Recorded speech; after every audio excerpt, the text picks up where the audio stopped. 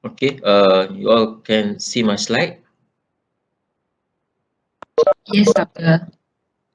Okay, is it moving? Yes, doctor. Okay, all right.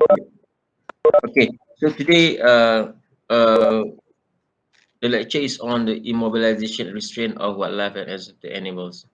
So this is one of the important part when dealing with exotic or wildlife animals because it's different from domestic animals. Normally, domestic we are able to do a physical restraint without intervention of chemical restraint. But different scenario in wildlife, especially wildlife, including zoo animals. Uh, First line is before you do anything else, you need to restrain them. And one of the most available tools is only the chemical restraint because it's hardly to perform physical restraint in wildlife or highly dangerous animal.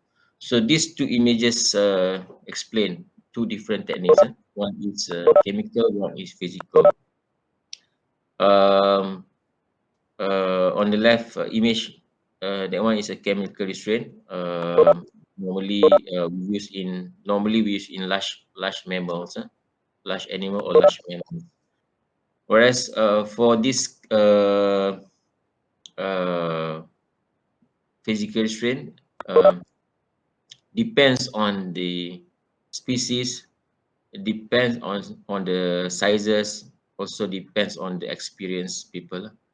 For like in this case, this is what we call snake charmer. Snake charmer.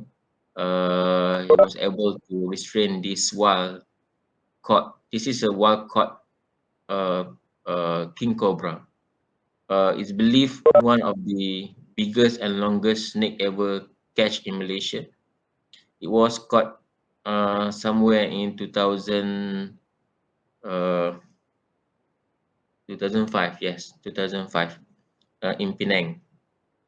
So actually, this snake was trapped in between the fencing, dekat area of apa tu perumahan. So they call bomber, but bomber tried for a few hours, but about more than 1 hour. So at the end, they have to call this guy. This is one of the famous snake charmer in Penang, a young guy, Mr. Saiful. So within 10 minutes, he was able to restrain this king cobra. This is a wild, this is a wild king cobra. You can see how big this snake is. It's a very big snake. I think almost 7 meters. I guess berapa dimension tak ada. So weigh about 15 kilogram. So quite big. So to handle this highly dangerous, highly venomous snake, you need a proper restraint lah. Like myself, I cannot restrain. I cannot handle this snake. Okay. All right. So the indication why we need to do a restraint. For example, in natural habitat, we use restraint for rescue animals, for relocation, research, as well as wild beasts. So yeah, uh, definitely we use a different kind of technique lah. Okay. Normally, if you want to, for example, to relocate elephant that has been encroached to human population, uh, normally they use a both combination of a chemical and physical. Chemical first, they have to sedate the elephant. Second, they physically restrain, which is they use what we call I don't know how to call in English. They use denak elephant, which is two elephant that used to approach this wild elephant so that this wild elephant able to follow these two tame elephant.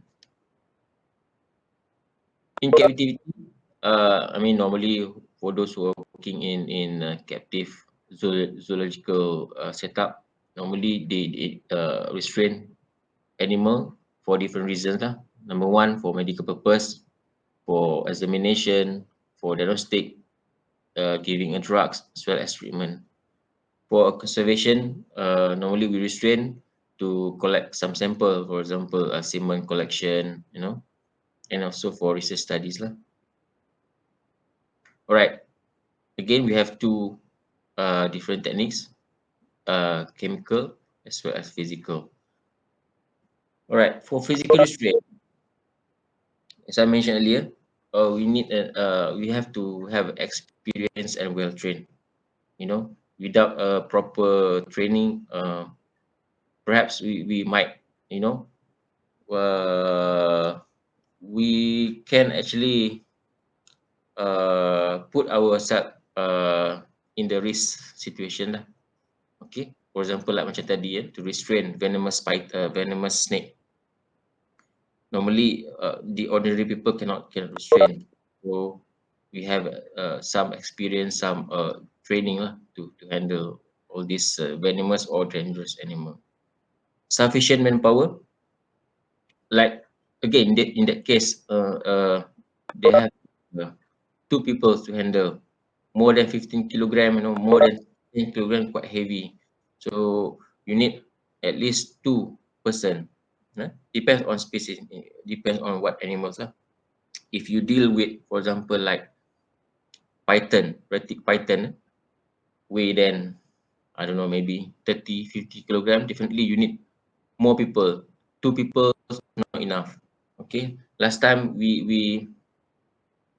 did a transfer dekat Zoo Negara, one big python, I think weighing around almost 80 kilogram, quite long, quite big. So we need at least, I think, around 7 or 8 people to handle that snake. Quite heavy, quite the animal quite strong. Okay, so that's why we need sufficient manpower. So we approach with silence.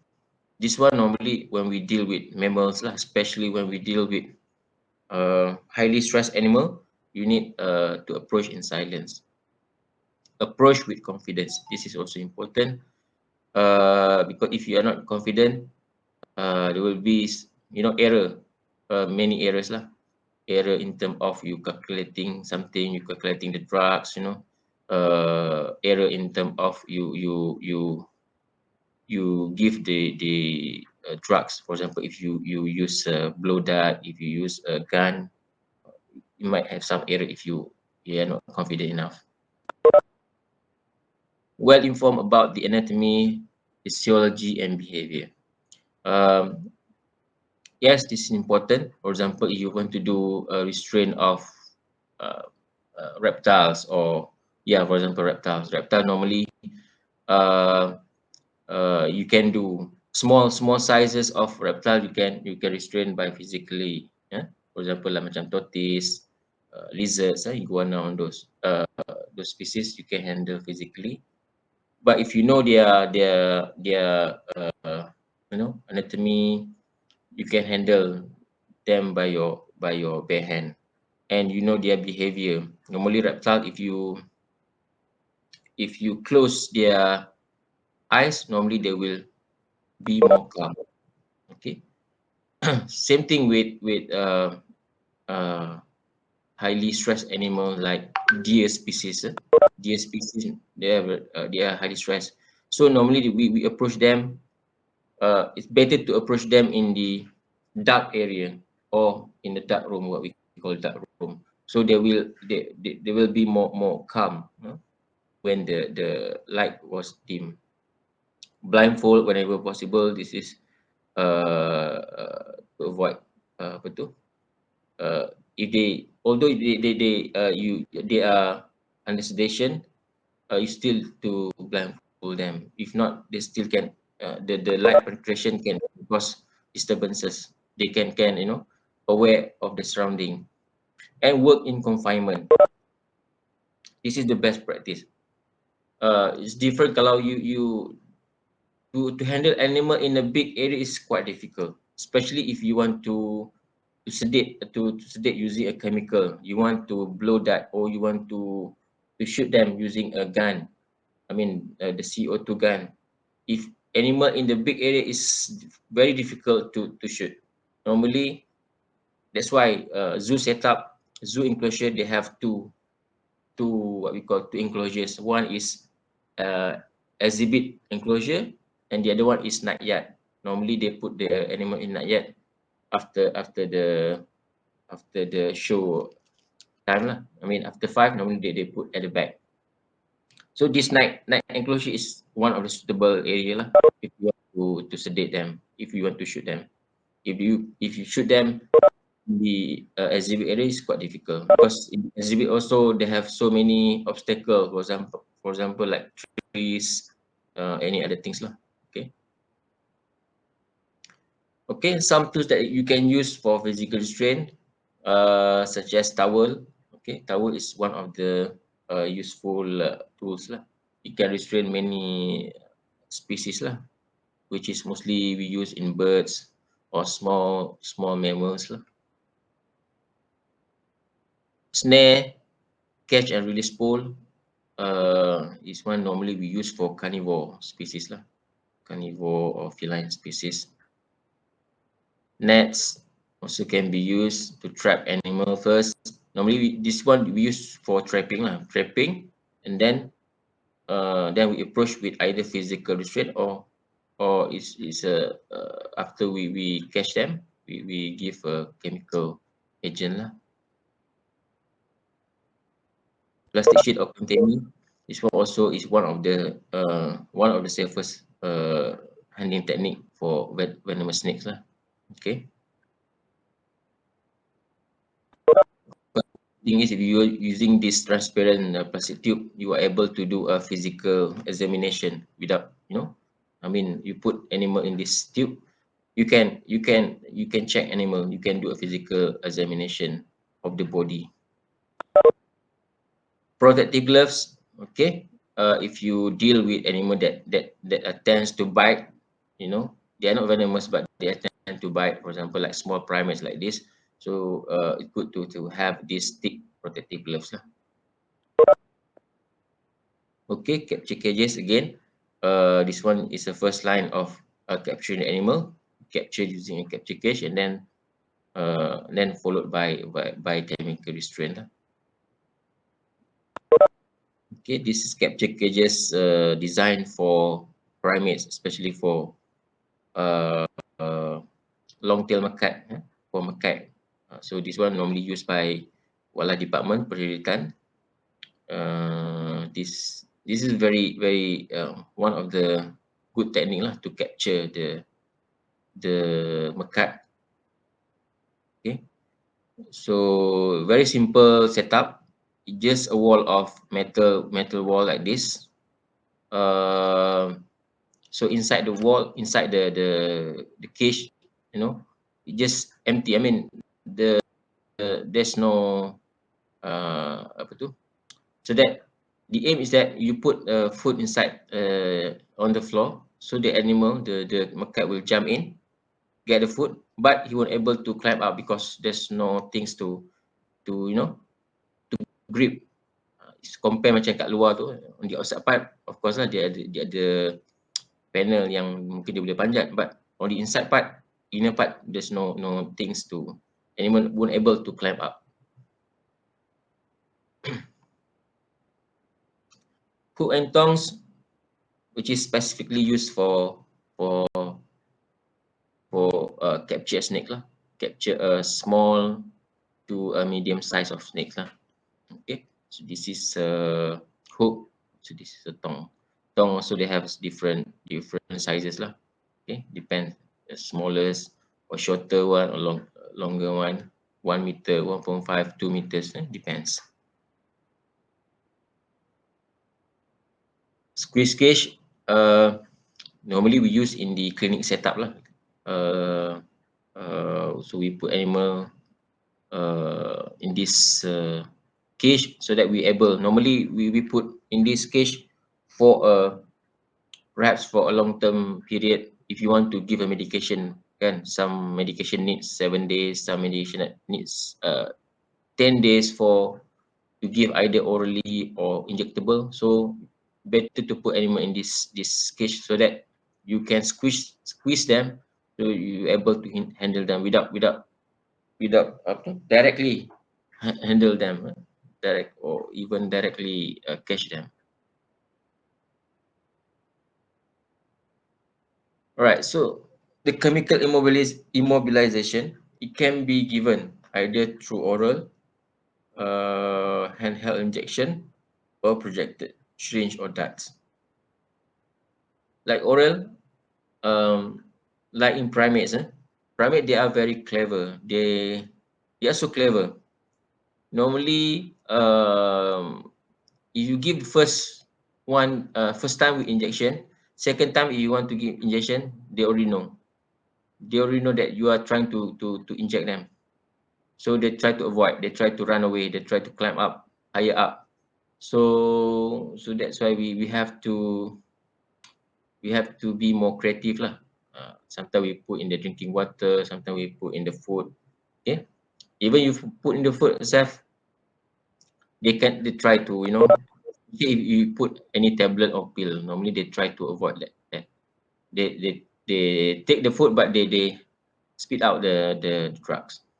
Okay, or directly you give through syringe. Some especially for primates, they like something that sweet, medication that are sweet. Normally they like, you can approach directly, giving through their oral. Okay, so same thing with elephant. Elephant also one of the clever animal. First time you give food in the first time you give medication through in the food, so second time they try to choose, they will spit out the drug. So handheld injection meaning that you directly give either IM, subcut. Okay. For some species, not all, you can give IM. I mean, directly handheld injection. For example, like primates, normally if they are in the cage, normally we try to cook them with some food, you know. So once they try to take the food from your hand, you immediately grab their hand so that you will able to give injection. Okay. Okay, pull syringe. Also one of the useful method. Okay. We have two units here. This one is quite heavy. This one quite heavy. So meaning that you can approach without, you can give. I mean, you not directly inject by your hand, but you use at least these two to extend the apa tu, the distance lah. Okay. And the method is blow pipes lah. Okay. Blow pipes, or you give through any projectile syringe lah. Okay. CO2 pistol, which is same principle with blow pipe, but this one using CO2. Okay, so normally for blow pipe and CO2, normally we use for short distance lah. Short distance meaning that ideally around 5, less than 10 meters, or 5 is ideal lah, ideal distance to blow or to give CO2. Okay. For using a rifle, normally we use rifle for a long distance. A long distance is more than 10 meters, as well as animal with thick skin. Kan, macam big mammals, elephant, rhino, gaur, or many others lah, big mammals. You need a rifle which is have a strong projectile. Okay, just when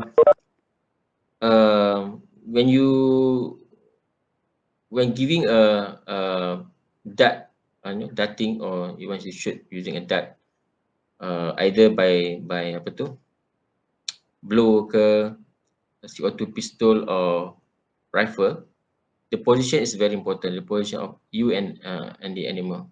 So the best position is animal should be perpendicular with the shooter lah. Okay, the shooter and the animal should be, the animal should be perpendicular. So kalau animal tu a bit angle dia lari, so it might affect you punya shoot nanti. Okay, sebab kalau perpendicular, the target, the shooting dia akan betul-betul sharp lah, dia akan kena to the body. Kalau the angle animal tu lari atau you punya angle pun lari, the needle tu nanti tak it's not really well penetrated nanti. So dia akan boleh deviate, dia boleh deviate. So the position is very important. Second thing is, kalau you compare these two upper images, these two technique, you don't have any, macam kita panggil apa, if you compare with this below image, this one is more it's a better way lah, okay, because dia ada tempat untuk dia put the barrel, okay, so that the barrel dia tak moving, because when you're shooting, a little bit of movement you can cause a big apa tu, different in term of gap dia punya target tu, dia boleh lari jauh, especially kalau ada windy situation. Okay, so that's why macam ni you really need a stable aim lah. Okay, if not you kena cari something else lah, macam ni to put your barrel, or you can put on the shoulder of your colleague, so to make it more stable. Alright, ideal drugs for immobilization. So this just a guideline lah, okay. Just a guideline, but apapun, it depends on the availability of drugs and the convenience to the vets lah. Okay, so the ideal drug should be safe, low volume. Safe, for example, maybe you heard many stories of self-injected, okay, self-injected with dangerous drugs category A, which is very potent drugs kan. Macam pernah even berlaku, kalau kat overseas pun dah banyak berlaku kat horses, ada vet yang mati, died because of self-injected. Of course kan, kuda dia mudah jerk, dia mudah ni kan, so the vet tu self-injected with the drugs. And in Malaysia also, I can't remember, in Sabah or Sarawak, one vet, actually he already gave the injection to the elephant, but there's still a leftover of drug dekat hujung needle tu. Kan, bila kita bagi, there's still a remaining of drugs dekat tip of the needle. So meaning that just I think just less a drop, I think maybe 0.000 mil, something like that. But he self-injected. I don't know why, how self-injected with this drug. So normally for elephant, big mammal, normally we use a very potent drugs. We use opioid, okay, macam atropine, M99, immobilon. So you just imagine to knock down the elephant, we just need just 0.2 mils, 0.5 mils, just a little, kan. So they self-injected with this needle. So he suffered from kidney issues, kidney failure, liver problems. Okay, so that's why the safer drug should be preferred lah. Okay, low volume.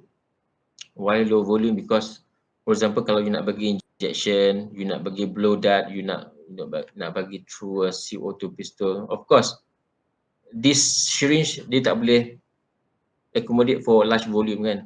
So macam mana you nak bagi? in a single injection. Normally in wildlife, we just need one try. Kalau you divide into 2 syringe, it won't works well. Okay. Choose a drug that has a reversible, okay, which is safe to the animal as well as safe to the handler.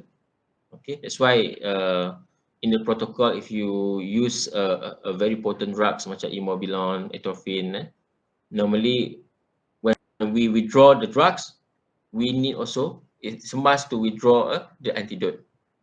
Okay, the antidote is not just for animal, it's also for us. Okay, let's say in that case, kalau kita self-injected, so we have to immediately inject ourselves with this antidote. Drug that has a rapid acting. This is also important because we want the animal, especially when we deal with a highly stressed animal. Okay, macam normally most of the ungulates, especially deer, bucking deer, you have a highly stressed. You need something drug that you should within less than 2-3 minutes the animal already knocked down, because if long acting, I mean, the animal still have time to run away.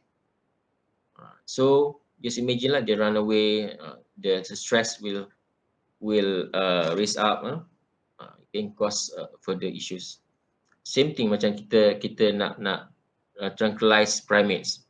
Kalau short acting, I mean kalau long acting ataupun long onset of action, the animal are able have time to climb up to the tree atau climb up to the kalau kat enclosure kat bumbung kan, kita takut dia stay dekat atas. So bila drug to effect, nanti dia akan jatuh. So will cause traumatic injury. Okay, drug that have anxiolytic, analgesic, less side effect lah, no side effect tu tak impossible lah, less side effect lah. Inexpensive and also no human safety hazard. Okay, well, sebab tu in Malaysia pun dulu memang banyak, kalau when we deal with elephant for example, they want to translocate the elephant, they use this expensive and very potent drugs lah macam opioid, but this drug very very expensive. One vial 5 ml it can cost 2,000 5,000 ringgit. Alright, considerations for carrying out immobilization. First, you need to, the one factor is area. Okay, the area enclosure should be away from the public. This is also a safety issue lah. Okay, safety issue number one. Second is about, jelas sekarang ni people always like to put in the social media kan. So we don't want any unnecessary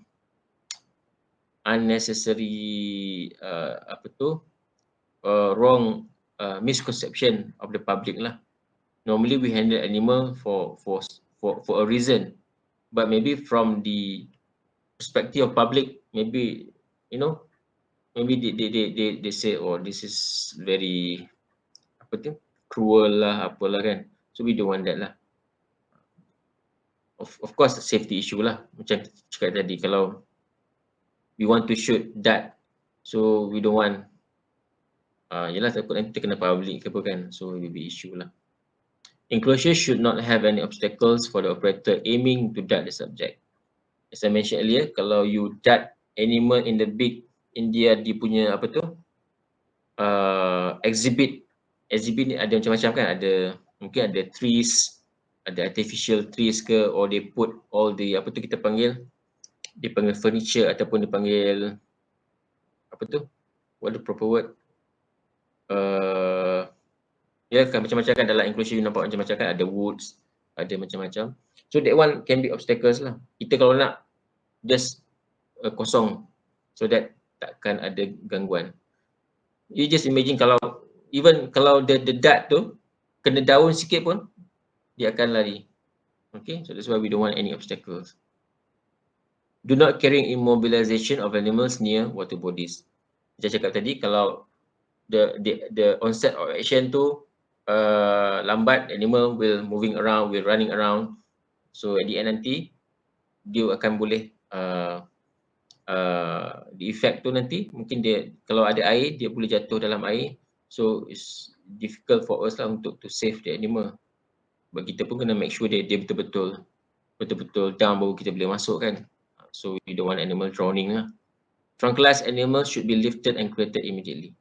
Okay, it should be kita dah make sure animal betul-betul sedated, already knocked down, so kita kena lifted and create immediately because yalah mungkin dia terbaring on the hard surface, terbaring dekat batu kan, so akan will cause injury. Ataupun animal, heavier animal lah, macam big mammals dia tak boleh on the recurrency or lateral recurrency too long on the hard surface, so it cause a pressure source. Okay, second factor operator should calculate dose in relation to age, body weight and health of animal. So we have to make sure that the dose that we use is correct. Insufficient force will cause the dart to fall, it reach the target. That's why again, this is we need experience and we need to approach with confident tadi tu. The way you force, the way you dart the animal also affect. If you blow too slow or you use the pressure too low, the dart will not penetrate well. So if impact is not sufficient, the needle may not penetrate the skin completely and dart may fail to discharge the contents. Okay. As I mentioned, if you want to dart animal, make sure there's only one chance. There's no second chance actually. Okay, because the first one you tak kena ataupun tak, it's not into the effect. Second, the animal already aware. That's that problems. Aiming a particular animal in herd is not easy. Needs to isolate the animal to avoid the risk of hitting other animal. So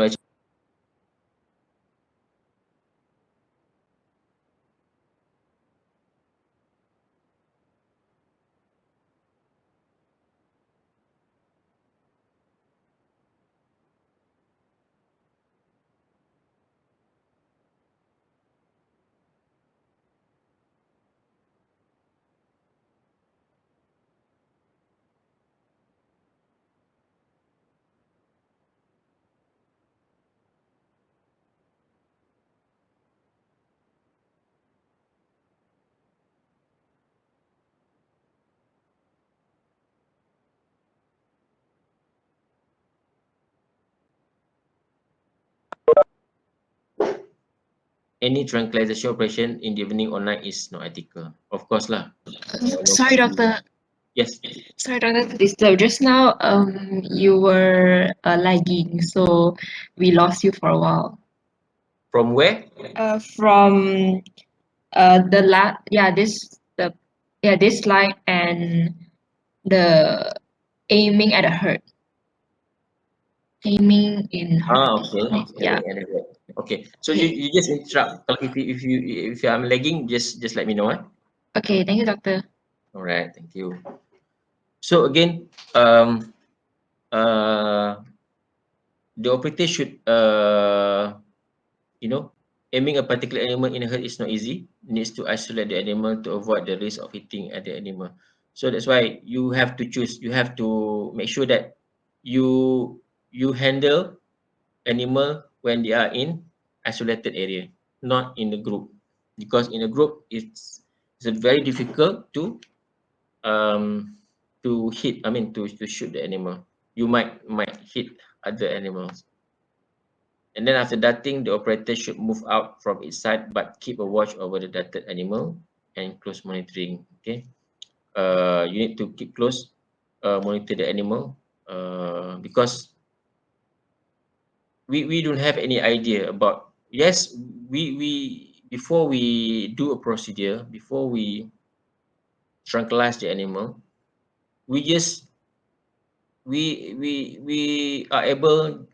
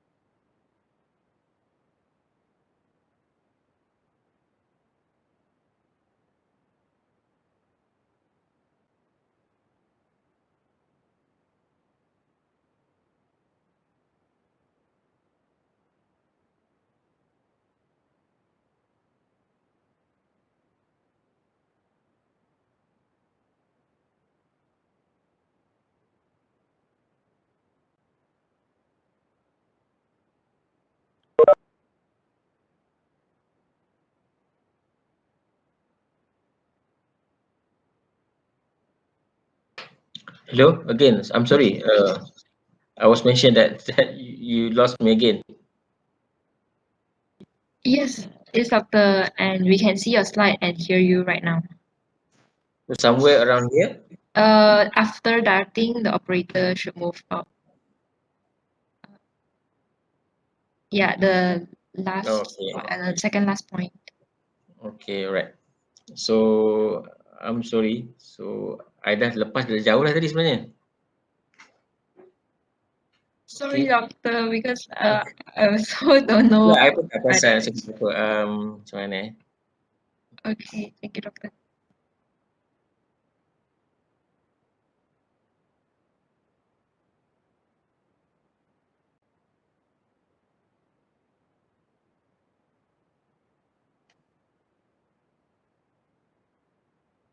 Okay. Kita kat mana tadi? Okay. Consideration for carrying out immobilization. Alright. So operator factor is that if you want to do darting, you need to dart in the small enclosure, not in the big herd. Because if you dart in the big herd in a group of animals, it's quite difficult. You cannot. Maybe your aim might you know, might aim another to another animals lah. Okay. Okay, about the timings, the immobilization should be carried out in the early afternoon or morning. Why? Because in the morning or afternoon kan, still the weather still cold kan, so it's comfortable to the animal as well comfortable to the operator lah. Any tranquilization operation in the evening or night is not ethical, because of yalah, it's not ethical to do in a dark situation lah, because you cannot see anything yeah, climatic condition like wind or of high velocity affect the flight of ducks. Yes, that's why before you dart the animal, you make sure that the the the condition is stable. There's no windy. Kalau windy sikit pun dia akan affect your flight of your duck. So far okay? Hello?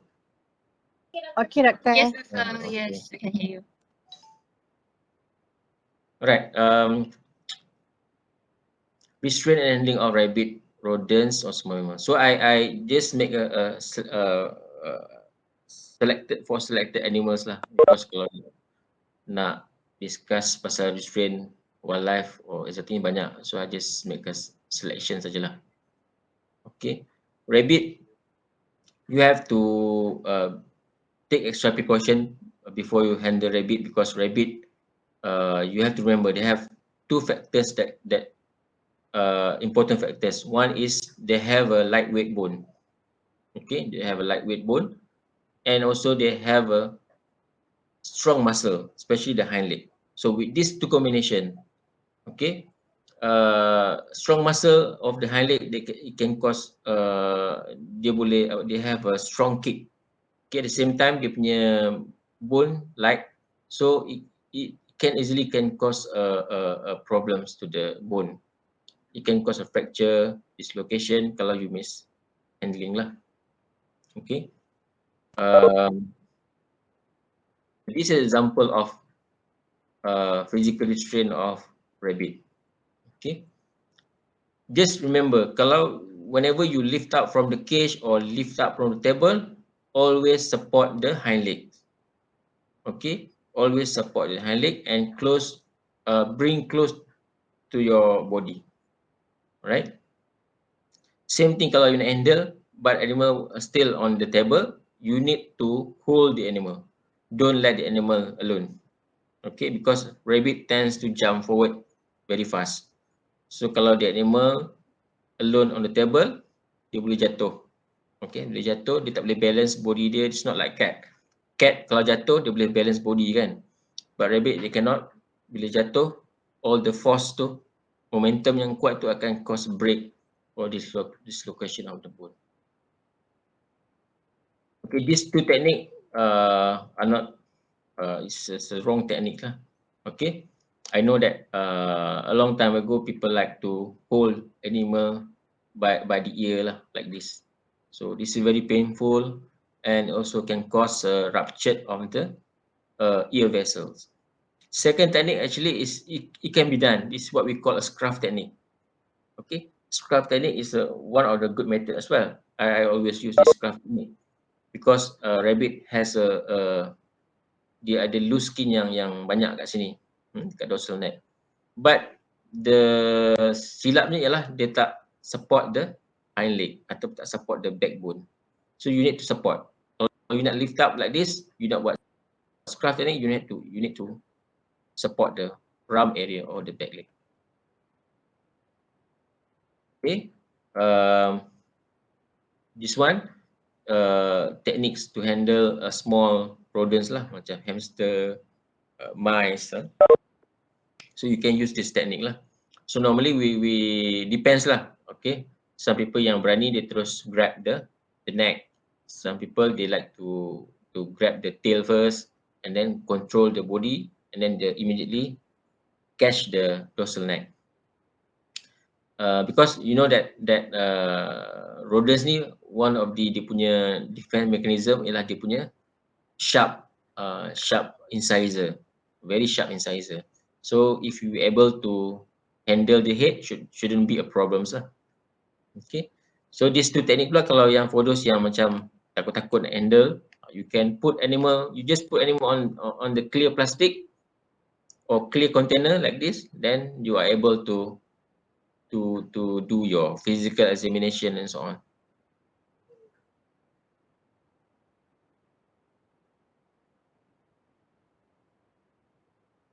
Alright, for chemical restraint, rabbit or rodents, well, we have many other selection of drugs, but these are the one that commonly used, especially in our unit lah. Okay, you can use ketamine, midazolam, you know. So because of why we this is injectable, this is injectable drugs.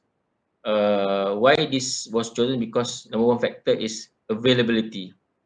When we say about all this drug is commonly you can get in the market. Okay, perhaps medetomidine lah. Medetomidine ni susah sikit dan dia pun agak mahal sikit lah. But the rest easily you can get from the market lah. Okay. Kalau you nak gas pun boleh, terus gas using isoflurane ke, Sivo ke ataupun Halothane kan. But normally here we use isoflurane lah. Okay. Propofol currently is a widely used here. Propofol normally we use for induction lah. Induction propofol. But of course propofol you need to set up the IV line lah. Okay. So IV line normally for rabbit is not so difficult. Normally we use ear vein lah. Okay. So propofol is widely used for induction for surgery case in rabbit. So guinea pig, same thing, more or less similar to rabbits lah. You can use any kind of drugs that available. Okay. So don't worry, I don't expect you to memorize all this dosage. Even myself pun I tak ingat dosage. Okay. So you can refer to the sources lah.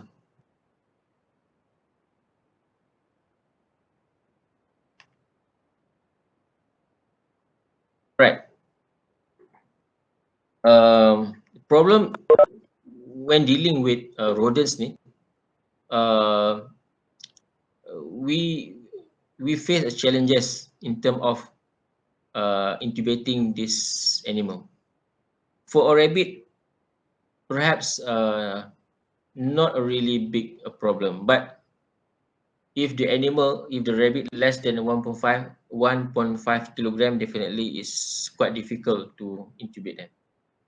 Why intubating a rabbit difficult? Number one is the oral cavity of rabbit is narrow and small. It's not like a cat or dogs or any other mammals.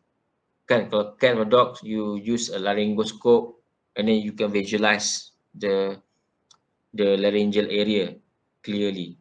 but definitely for rodents, rabbits, you by using a laryngoscope is difficult to visualize the laryngeal area.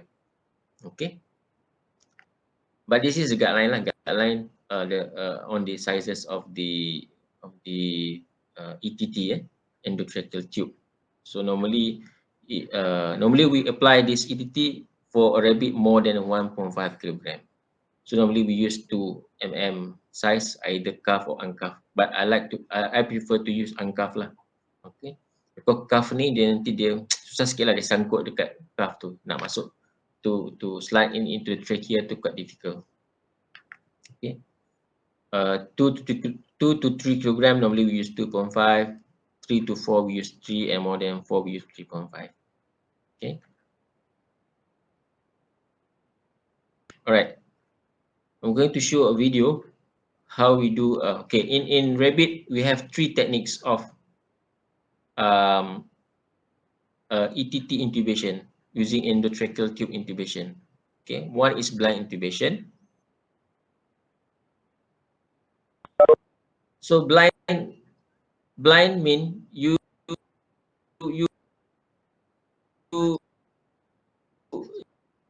it doesn't need any instruments. It just you yourself and just, and it is quite important. It is very important. You make sure that position the animal, the neck is straight. The animal, the face facing upward. Okay, you may make sure that the neck straight. Okay, so what it means by blind? So blind means you blind lah, maksudnya you tahu the position of the laryngeal area at the lower neck kan. So you just slide in your tube until you reach at the last point. You know, you at the door of the apa tu? Glottis. Okay. So how to know whether you are at the opening? You can see the condensation, air kan? Air move in and move out. So you know you already there at the door. You just stay there. You cannot, you cannot poke many times. Okay, this is how when you reach the door, you just wait there. When the animal breathe out, kan bila breathe in, dia akan terbuka kan. So dia akan, kita on that time baru kita slide in. Kita bukan poke tau, kita just slide in. So bila dah masuk, you boleh check lah whether using this cotton kan, bila ada movement of the cotton lah. Again tunjuk blind meaning that dia just masuk, dia tunggu je, dia tak poke many times. Just stay there. When you see, just slide in. Tapi jangan buat tu, dia cabut bulu animal tu sakit lah, jangan cabut macam tu. Pakailah cotton. Alright. Satu lagi, how to make sure the tube tu masuk, you boleh pakai apa tu? Capnograph lah, capnograph to see the level of carbon dioxide. Bila carbon dioxide level tinggi tu maksudnya memang you masuk lah, because carbon dioxide keluar kan.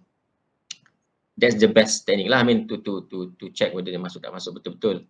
Okay, but kalau tak ada capnograph macam tadi lah, kena make sure ada movement dan juga condensation of the tube. So this is a blind intubation. Nampak ke? Okay tak? I will give you this slide after this. Okay, doctor. Alright. Second technique is still using an ATT, but this one using otoscope or speculum guided. This one much more promising technique lah. Okay, but you need to have at least otoscope, or you need a long what we call speculum. Okay, so to do all this technique, you need the animal in a very good sedation, deep sedation. Okay, meaning the animal already relaxed. Okay, that's why we normally we induce first, either using a gas, injectable, or we use a propofol. Like in our case, we induce with propofol. When the animal sedated, then we proceed with intubation. So this one more or less the same technique macam kita buat using a laryngoscope. But as I mentioned, in rabbit we cannot use laryngoscope, but we need to use this modified technique lah, using a otoscope speculum guided. But the speculum tu must be a long speculum lah. Kalau macam ear speculum tu tak boleh. So the aim tu nak tengok nak just to visualize the epiglottis or the glottis area. Okay. Mungkin this video not so clear, so I will show you the next video. Yeah. Okay.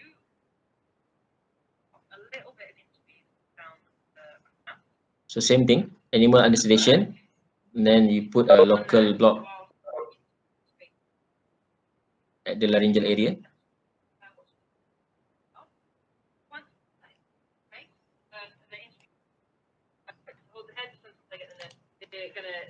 Okay. Again, you need to make sure that the animal in the neck is in the straight position. Okay. Okay. So the aim of this speculum is to visualize the opening of the trachea.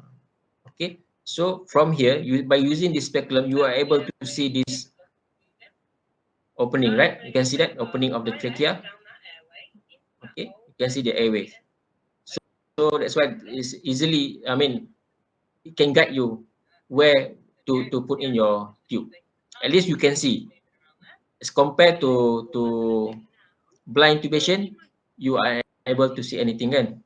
But at least by using this otoscope speculum guided, at least you can see the opening. Okay.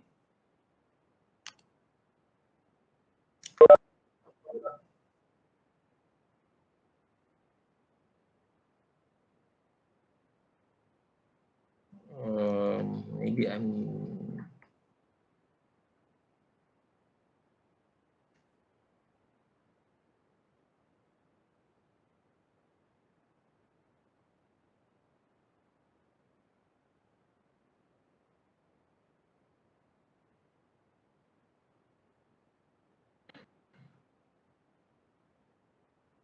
okay, maybe I miss one more video. One more technique is we use endoscope technique. Okay, endoscope technique, which is we use a small diameter of endoscope. Okay, a rigid endoscope, kan? A small diameter, maybe 1 mm or 1.5 mm. So you put your ETT tube into the you put your endoscope into the ETT, so that you put in your endoscope, at least you can visualize better your laryngeal area or your epiglottic or your glottic opening tu. Okay, but of course endoscope quite expensive lah. Okay, one small endoscope maybe can cost you 20,000. Okay, but it's one of the, I would say, best method lah as compared to the other two. Okay, in our practice here, we practice more blind intubation as well as the blind lah, blind paling banyak lah. Kita pernah try juga apa tu otoscope speculum guided, tapi kebanyakan kita pakai blind intubation lah. Okay, satu lagi teknik is a innovative technique lah. What we call is a commercial VGL, supraglottic intubation. This is widely used in rabbit. So this is commercial product. Okay, from the name itself is called supraglottic. which is supra mean upper. So actually this tube dia tak masuk directly into the trachea. Okay, just the opening. Okay, the tip tu, the tip ni akan, okay, kalau kita tengok the apa tu anatomy of animal kan, head, trachea is a ventral to the esophagus kan, line kan. Kalau kepala macam ni, esophagus dorsal, trachea ventral. So point visual ni ialah, that's what we call supraglottic. Dia the opening, tip of opening will face the opening of the trachea, and the tip of this tube will go into the esophagus. So meaning that the end tip will block into the esophagus, while the opening tu will facing the opening of the glottis tu. So dia indirectly dia tak masuk lah, cuma dia facing the opening of the airway.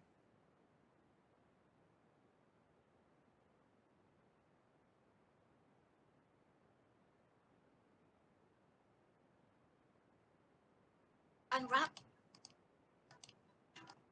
Back. Included by nicely. Okay. So this is how the insert the visual. Again, the animal must be deep in deep sedation. You put a local block at the laryngeal area first, and again you see the restraint. The head, the neck should be in the straight position. Okay. This one you don't have to use any extra instruments. Okay, so that's why I mentioned earlier. So the tip of the visual will insert directly into the esophagus, will block the esophagus, and the opening here, opening of the visual will facing toward the airways. Okay. Visual placement is confirmed once resistance to insertion is felt.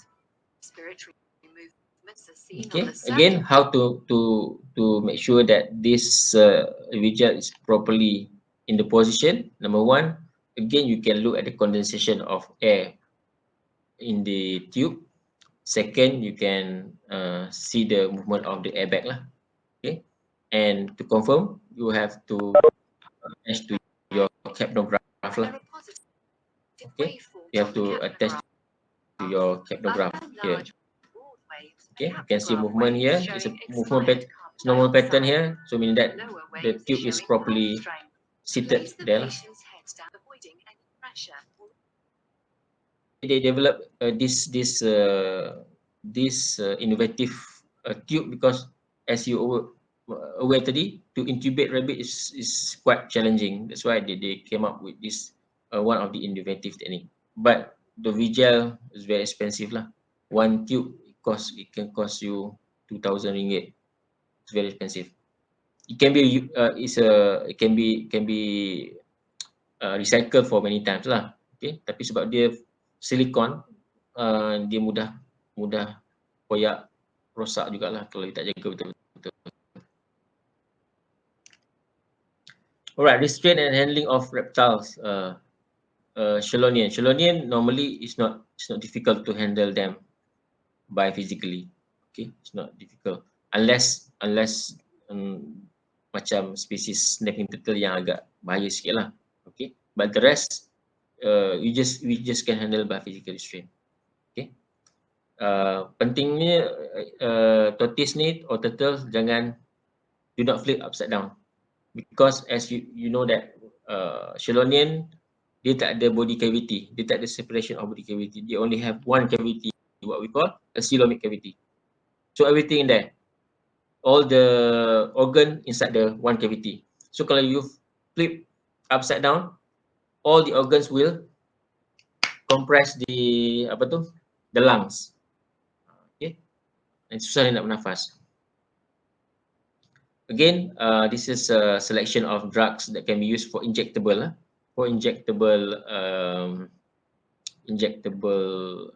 sedation or anesthesia. Quite challenging sebab Chelonia ni kan dia shell kan, dia akan retract dia punya kaki, dia punya tangan, even dia punya kepala. So kita nak induce agak susah. Okay. And then dia especially kalau yang jenis apa tu, aquatic ni, macam red eel slider, much more difficult because they can withhold breathing for a long time. So just imagine kalau yang jenis yang withhold breathing for a long time ni, you bagi gas induction, macam mana gas tu nak masuk, dia tahan nafas. So the effect tu akan ambil masa yang lama. So that's why in some species macam ni kita prefer bagi injectable. Tapi itulah, injectable bukan senang. Kalau kaki dah masuk nak tarik susah juga. Okay. Cumanya intubation in reptiles ni sangat senang. Sebab dia punya apa tu, rima glottis dia betul-betul kat depan saja. Dia bukan macam mammals yang dekat lower, dekat more caudal neck. Tapi kalau untuk reptiles, dia punya rima glottis dia dekat mouth je. Okay. Saya tengok contoh how easy to intubate reptiles. All species lah, tak kisah snakes ke, lizards ke, you see. That's why it's easily to insert, tak perlu any instruments pun. You just directly. Just a matter of sizes lah. Depends on kalau yang small species yang because kita punya ETT paling kecil 2.0 mm. So kalau when we deal with the smallest small species, sometimes tak boleh masuk. So you have to modify using any kind of tube lah. Normally we modify using IV catheter punya tube. Kita have to modify lah. Okay. Apa cuman? I think this one slide lama lah. Okay. How to make sure the animal are under sedation. Of course lah, kita check for placing movement, placing reflex, muscle reflex, all the reflex that we ni lah. Okay. And monitoring for anesthesia in reptile is not easy. Okay. Reptiles, if they are in deep sedation, they will stop breathing. Apnea is normal. Apnea is normal in reptiles. So that's why for reptiles anesthesia, you have to prepare for your IPPV. You yourself, you need to help the animal to breathe. Okay. Cardiovascular, I mean, to listen or to count the heart rate is impossible by using your stethoscope. You need the aid of Doppler. Okay, you need the aid of Doppler. Okay, so this is a commercial Doppler lah, yang betul-betul Doppler. Dekat kita kat sini kita ada, dekat semua animal unit kita ada satu. Tapi like in our unit, we have our own Doppler, but it's not a medical Doppler lah. It's not veterinary. I mean a proper Doppler, but this one is a fetal Doppler lah, what we call fetal Doppler, used for human lah. Biasanya perempuan mengandung, dia nak dengar dia punya baby punya heart rate. Okay, so this one easily can get lah from pharmacy, from Shopee ke Lazada, but it still can be used lah to listen to the heart rate. Restraint of snake and lizard, again, for unvenomous, it shouldn't be a problem to restrain by physical. Okay, macam saya cakap tadi lah, kalau bigger snake, longer snake, you need extra people lah. Okay, here we don't treat any venomous, because number one, we don't have expertise. Our keeper or our staff also not don't have any training to handle venomous, and also we don't have anti venom. If we want to, we need to contact any nearby hospital to check whether they have anti venom or not. Okay, we did once last time when we deal with king cobra for a surgery. We contact HKL and they said they have anti venom. But anti venom dekat HKL lah. Kalau kena patuk dekat sini, naik kereta jam semua, tak sempat lah, kan? I'm not sure hospital sedang ada ke tak. Tapi by right, the big hospital should be adalah. Okay. Saya cakap reptile biasanya kalau kita tutup mata dia, dia akan lebih calm. That's why prefer sama ada you tutup mata dia atau you wrap dengan towel atau you wrap dengan bandage, dia akan lebih calm lah. Okay. For lizard, it's not an issue lah, tak ada masalah, boleh handle. But we still have an option to handle with chemical. Okay, either you want to use a gas induction or you want to use IM injectable or IV. For a lizard and snake, shouldn't be a problem lah to induce by IV. Sebab IV untuk lizard senang sikit nak cari as compared to tortoise or chelonian. Okay, restraint handling of non-human primates depends on sizes lah. Okay, depend on sizes. Kalau yang small primates, you still can handle by physical restraint lah. Tapi kalau takut, you kena pakai lah, wear a leather glove or protective glove. Tapi kalau moderate to big animal, it's definitely you cannot handle them. They are quite strong. Okay. Okay, this is one example to handle physical restraint for a small primates. Marmoset ke ataupun baby macaques ke. Okay.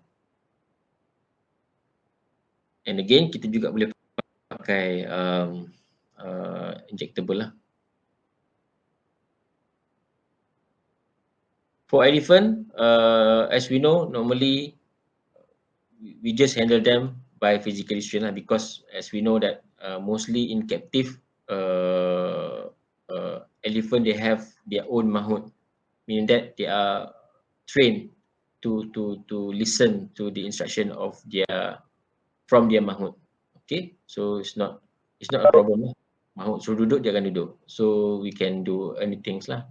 Nak take blood ke, nak ambil sampel, as long as mahout ada, shouldn't be a problem. Unless we deal with wild lah. Wild, that's why we need a combination of chemical and physical restraint lah. Okay, so this is a mahout. Kalau you perasan mahout ni, kebiasaan dia ada satu stick macam ni. It's a sharp. Kat ujung tu ada sharp metal lah. Normally they used to hook. Okay, to hook at a certain body area lah. Okay, so that the animal will follow the instruction. Tapi itulah, kalau in elephant dia ada so many, more than 100 sensitive part. Kalau salah, you poke that area, it can cause abscess. Okay, ada satu buku, mungkin boleh cari nantilah, mungkin saya boleh bagi nanti. Memang dia ada point dia. I think more than 100 points of sensitive part of the skin of the elephant that you cannot simply poke them. Okay, so as mentioned tadi, kebiasaan untuk large mammal macam ni, kita prefer to use, kalau chemical lah, kalau you nak sedate the animal, normally kita prefer yang potent, very strong drugs, and then you use a very small amount. Okay, so that's why last time they use this very potent drugs, atropine, fentanyl. You just imagine this atropine, immobilan ni, dia 2,000 to 4,000 times potent than morphine. How strong? Just imagine lah how strong dia punya tu. You just need 1 milligram per 100 kilogram. That's why I mentioned tadi. Mungkin you pakai less than 1 mil, 2 mils for a big elephant. So just imagine kalau you terkena these drugs. Fentanyl 10,000 to 20,000 potent than morphine. You boleh tengok comparison ni. Hanya perlukan satu je small kan fentanyl as compared to heroin. How potent these drugs.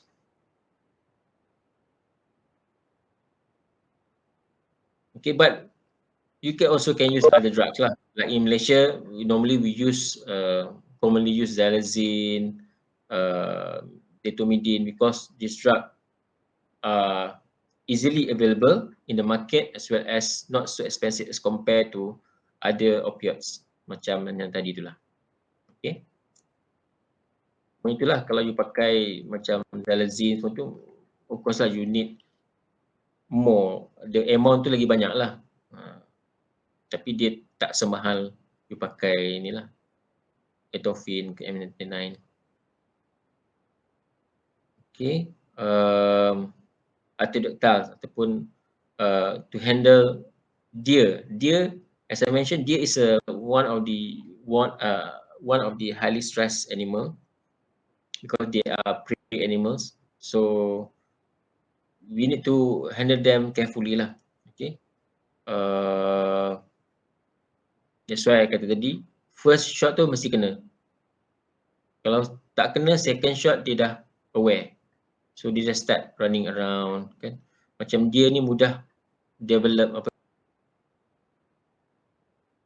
tu capture myopathy. It can cause myopathy, yeah? So it can cause death. Again, this is an example of injectable chemical immobilization that you can use. Okay. Kita juga kat sini ada terima spesies macam ferrets, even apa tu, otter, apa yang besar tu raccoon, ada juga orang bela kan. So kita boleh pakai some of the drugs lah. Conventional, always people use ketamine, xylazine. This is conventional ataupun old school punya drugs lah. Tapi but people still use this one. Kalau you tak ada gas, you still use ketamine, xylazine because as I said, ketamine, xylazine ni easily available in the market. Yang kedua, dia lebih murah as compared to other. Kalau you pakai detomidine, mahal. Boleh pakai tapi mahal lah. Medetomidine pun boleh pakai tapi mahal lah. Cumanya, in ferret, you cannot use Zoltil. Okay. Zoltil in ferret, dia punya stage excitement stage 2 Excitement stage berapa? Anesthesia? Anyone? Excitement stage stage berapa?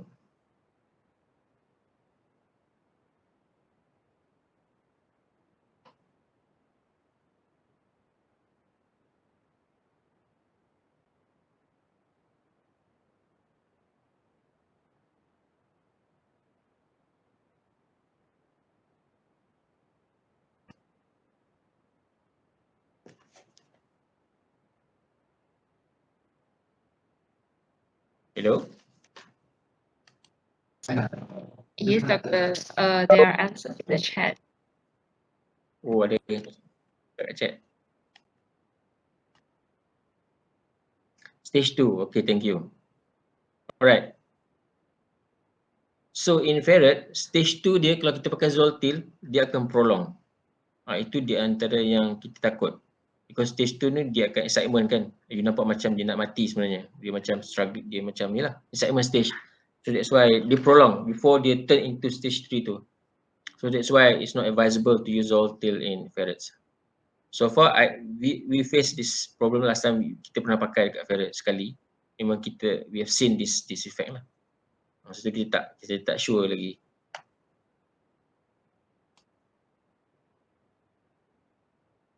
Okay, for feline species, normally we use the more or less similar dosage. Kalau you tak ingat, you tak jumpa mana-mana, you can use the same dosage for the same species. Macam feline species kan, tiger ke whatever, Asian leopard cat ke whatever, you can use dosage for small animal, cats. I'm aware that in zoo normally Zoltil is widely used lah. Zoltil is widely used, but normally they don't combine. They just use Zoltil alone. Advantage of Zoltil ni bagus lah sebab Zoltil ni dia cepat, dia rapid onset of action, and then dia punya effect pun short acting, dia dalam 30 minutes. For a short procedure okay lah. Cumanya kalau you bagi over dose sikit, you bagi high, the high end of dose tu, dia punya recovery akan lambat. So that's why some people they like to combine. Bila combine ni kita akan kurangkan lah dia punya volume kan. So that effect tu kurang lah. Some people they like to combine with drug that can be reversed, macam contoh Xalazine. So that satu dia boleh kurangkan the Zoltil punya dosage. Yang kedua dia boleh, once dia dah finish, dia boleh at least dia boleh revive one of the drug combination tu. In this case mungkin Xalazine, dia boleh reverse Xalazine, at least recovery tu will be faster. Okay, I think that's all for today.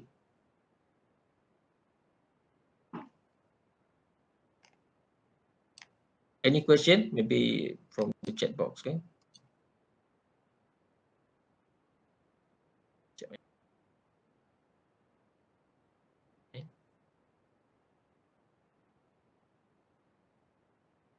Doctor, I have a question. Okay, yes. Uh, on the slide that talks about restraint and handling of hoof animals, there's a point stating avoid tranquilizing deers with velvet antlers. So I was wondering Okay. what's the reason behind it, Doctor? Okay. Avoid handling deer with velvet and antler. Yes, Isn't it? Doctor. Yes, Doctor. Okay, why? Because, well, when animal still having an antler, of course, you pernah tengok kan, antler how big. Kalau yang contoh kalau macam, tak apalah kita ambil the smallest deer ni, apa tu? Javan deer one of the smallest size of deer lah. Tapi bila dia ada antler, it's very big and very sharp. So that's why it's quite dangerous lah. It's more about dangerous lah, satu. Yang dangerous to the handler. Yang kedua also, it can be a risk to the animal. It can break the handler lah. Okay. Mungkin masa dia jatuh ke whatever kan. So it can break the antler, it can cause injury. About the velvet is a stage where it's the early stage of antler punya development. So the velvet ni dia quite soft, fragile. So kalau you nak handle dia dalam keadaan yalah you nak tranquilize, you nak handling dia, a lot of struggling there kan. So nanti akan menyebabkan injury to the velvet, because velvet sangat soft, fragile, it can cause bleeding lah. That's why reason itulah kita nak avoid any injury lah, injury to the antler and the velvet, as well as to minimize the risk to the handler lah.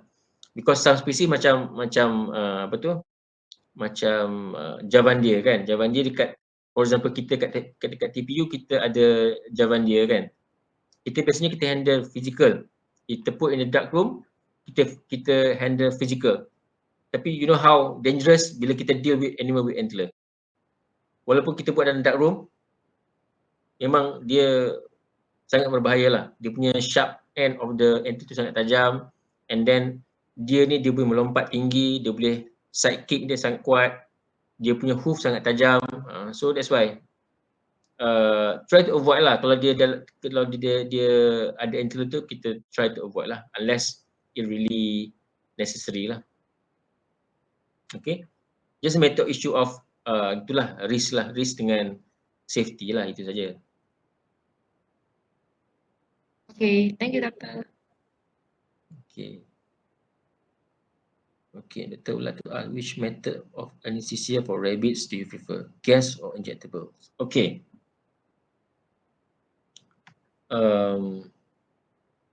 Before this, we use a lot of injectables, IM. Okay, we use a lot of injectable IM. Normally, the drug combination we use here in rabbit or in other rodents lah macam guinea pigs kan, kita pakai ketamine, midazolam, number one. Kalau tak ada midazolam, kita pakai ketamine, diazepam. Sometimes kita pakai juga ketamine, medetomidine. So all these three. Satu lagi lah yang konvensional ataupun yang klasik one, ketamine, xylazine. So these four lah yang biasa kita pakai. Ketamine, midazolam, ketamine, medetomidine, ketamine, ketamine, midazolam, diazepam, ketamine, medetomidine dengan ketamine, xylazine. Okay. In all, practice pun banyak pakai this one. Jangan cakap tadi lah, kenapa ketamine ni one of the preferred because of easily available dengan murah. Tapi, bila kita pakai injectable ni, you have to bear in mind, once you give IM je, that's it. You dah tak boleh buat apa-apa. If anything happen, you kena tunggu dia sampai dia recovery. Recovery dia, it will take 30 minit to 45 minutes. So on that time, once you dah bagi IM je, you tak boleh buat apa dah. Faham tak? Maksudnya if anything happen, you tak boleh revive. You kena tunggu, you kena maintain sampai dia recover. Sebab tu kita telah tukar sekarang kita punya protokol for anesthesia and rabbit. We use a lot of propofol. Okay? Propofol ni, satunya dia punya, yang penting you kena access IV lah. Itu je. Kalau compare IM dengan IV ni, IM lebih senang. Kan? Rabbit ni IV, yalah you kena pasang kat telinga dia kan. Dia banyak kerja sikit kalau work. But propofol is one of the useful method that we use currently lah. So kenapa kita pakai propofol? Because propofol ni, we know dia short acting. Kan? Kita bagi dia, kita bagi dia into the effect, tapi dia punya recovery cepat. Itu bagus dia. At least if anything happen tu, kita boleh maintain, try to maintain animal sebelum dia bangun. Tapi tempoh tu pendek. So lebih selamat lah. Safety issue lebih. Tapi itulah, propofol ni pun dia ada side effect.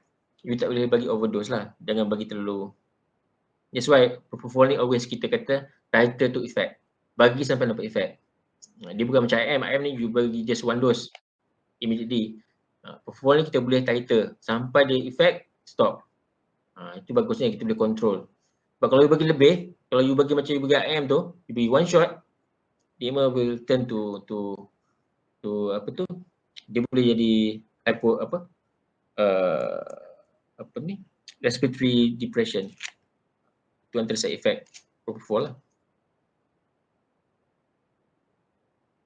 So currently we use a lot of propofol. Kita dah kurang. Dulu pun kita banyak gas induction. Ada yang kata senang je kan, because much more easier using gas. Tapi you kena ingat, untuk gas ni bagus, sebenarnya okey, cumanya dia ambil masa yang lama sebelum dia dapat down. To reach into the onset of action tu, dia ambil masa lama. Rabbit ni highly stressed animal. The longer it takes, yalah you bayangkan, you bagi gas tu, ISO ni dia ada side effect, bad thing is dia bau dia kuat. So rabbit tak suka bau dia. So bayangkan, masa you induce tu, dengan bau all those thing, dia dah start struggling. Dia stress kat situ. So excitement dia makin meningkat. So we don't want that. Kita nak in rabbit ni cepat. Induction mesti cepat. But I know some people they like to use gas. It's okay. Cuma you have to monitor lah. Okay. But here we use a lot of now we use a lot of propofol in our protocol. We use propofol, down je kita terus intubate. Yang mana boleh intubate pakai ATT, kita intubate pakai ATT. Tapi in our protocol right now, memang kalau 1.5 ke bawah, 1.5 kilo ke bawah, kita langsung tak choose ATT, terus pakai VGL. Visual ni ada size dia based on the body weight. Based on the body weight as well as based on the head length. Am I answer your question, Mira Ras? Okay, alright. Thank you.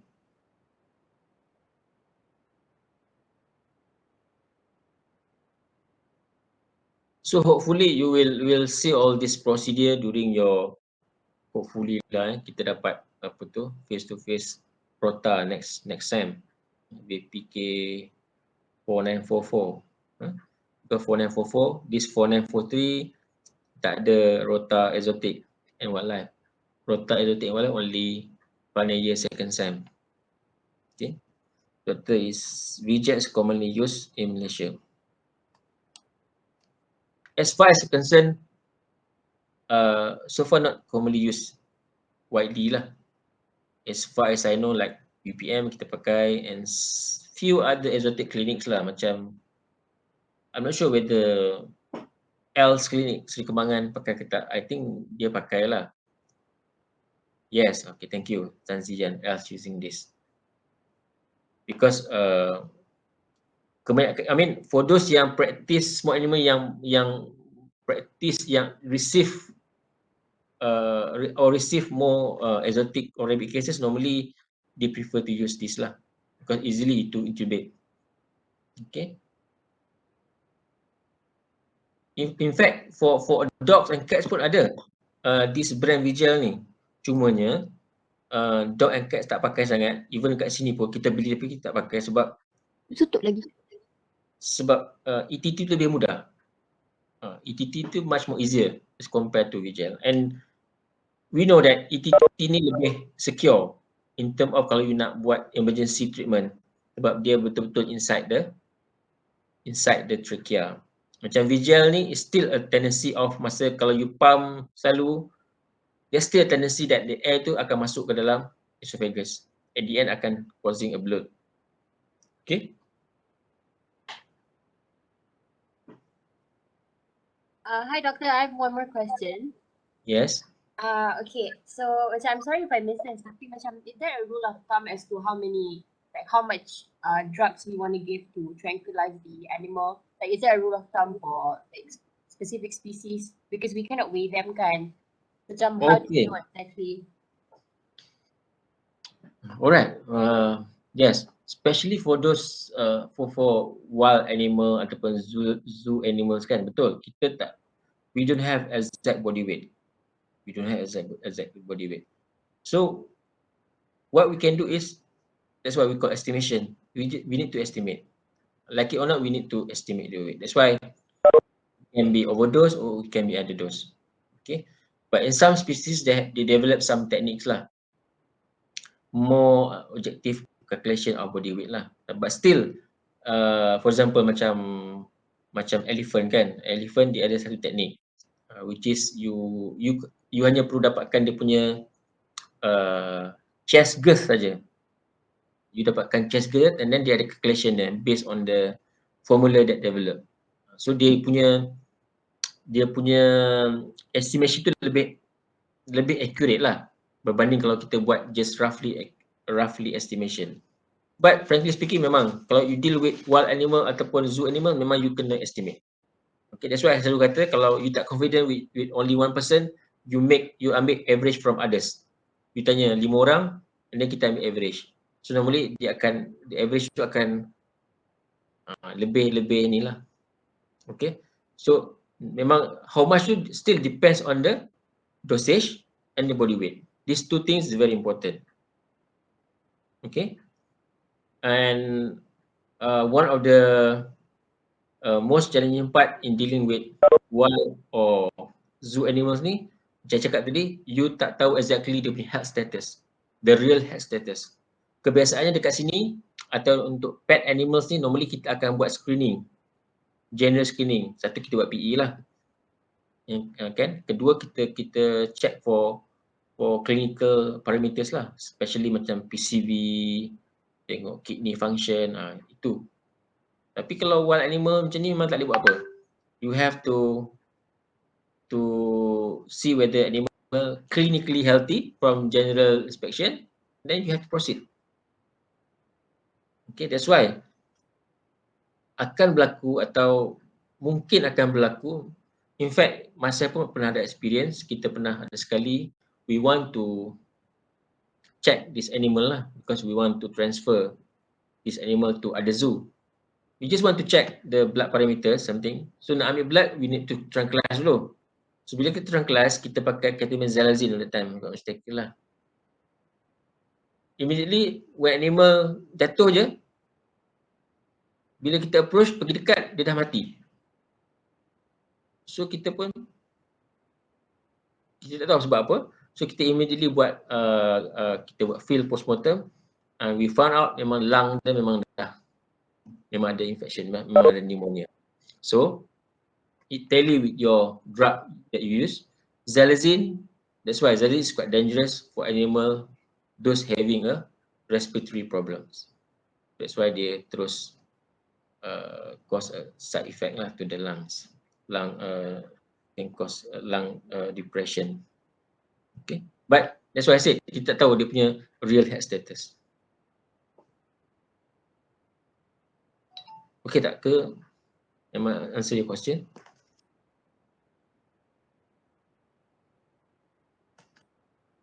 Oh, okay, Doctor. Thank you. Okay. We still have 5 minutes. Any other question?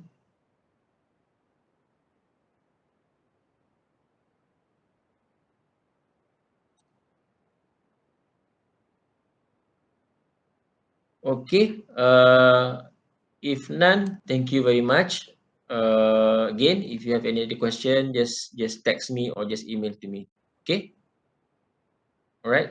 So I need the attendance, Yuki, by after this lah, immediately after this, and I will email to Yuki the slide, and of course I will upload into the Travelers lah later on. Okay. Thank you, Doctor. Thank you. Thank you very much. Okay. Bye. Doctor. Thank you, Doctor.